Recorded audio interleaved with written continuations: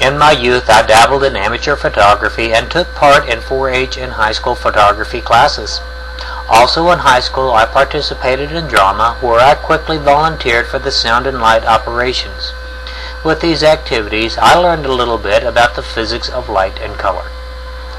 The filters placed on the overhead lights in stage productions must be carefully considered for optimum effect, and the colors of the stage backdrops must be carefully considered in the choice of the color of stage lights to prevent distortion. The same clear blue sky on that stage backdrop can be caused to appear as early morning or bright afternoon or late evening simply by the correct choice of the colors of filters placed over these stage lights. Light, color, and shadow are sciences. Don't believe me? Google color theory and do your homework. You will be amazed. When you are through with that, Google physics of light. You will be fascinated. Still don't believe me? Buy a pair of blue blockers and aviator's glasses, and then a cheap pair of dark sunglasses.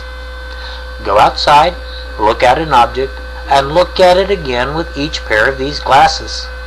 Notice the change of hue you perceive under each of these conditions. I wonder how this affects our perception of an object during overcast skies, or in light sources from different locations, or in day versus evening. Hold a piece of printed material in front of you flat, then tilt that paper. Watch as if magically the hue change. Next, look at that same piece of printed material under a clear white light bulb, again under a soft white light bulb, again under a fluorescent light, again outside on a clear day. Ever bought a pair of blue socks at a store, then walk out and discover that the socks are actually olive green? The color temperature of the light source affects our perception of the color of an object. What the heck is color temperature? Don't know? Google it. Ever seen a rainbow?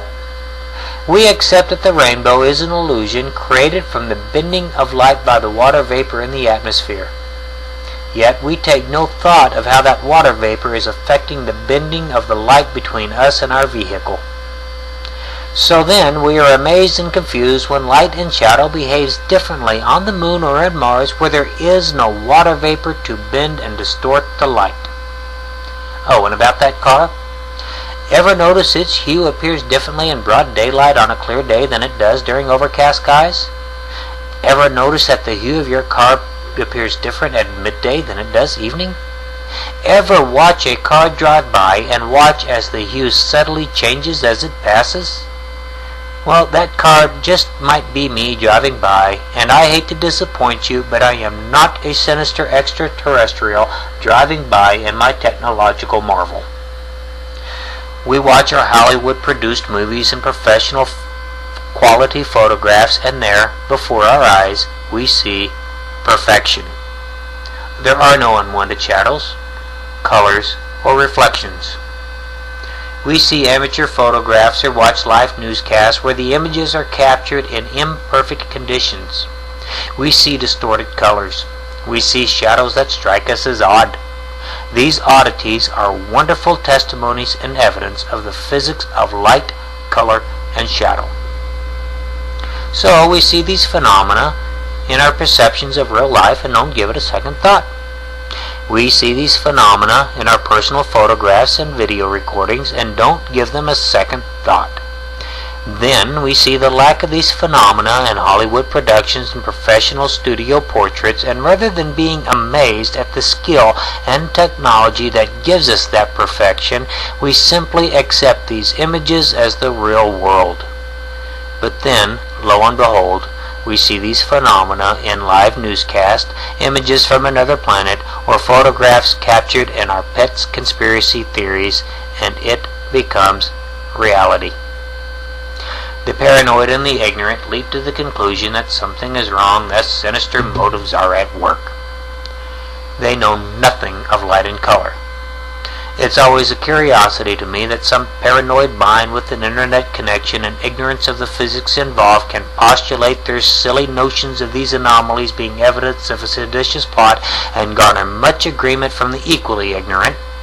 Yet no professional photographer, physicist, cinematographer, or printer will substantiate their wild allegations. That's because their allegations are based entirely on ignorance, and most professionals know it is a waste of time to try to educate them.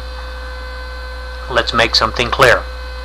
Hollywood and its images are fantasy, captured under optimum conditions and in today's world digitally enhanced.